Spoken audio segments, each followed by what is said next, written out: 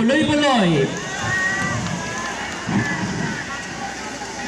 Ang mga dayuhang Kastila ang nagpakilala ng Kristyanismo dito sa ating bansa at ito ay naganap noong 1521. Isa sa mga kulturang ipinakilala ng mga Espanyol ay ang pagdiriwang ng mga kapistahan. Isa na rito ang Dinagyang Festival. Ito ay isang relihiyosong pagdiriwang sa Iloilo City upang bigyang pugay ang Santo Niño. Mayroon itong kahangahangang sayaw at nakatutuwa ang mga costume ng mga tribong kalahok na nagtatampok ng pagiging orihinal. Mahusay sa detalye at malikhain ang mga Ilonggo. Ang tribong Muslim ay isa sa mga may makukulay at may malawak na interpretasyon lalo na sa pagsasayaw.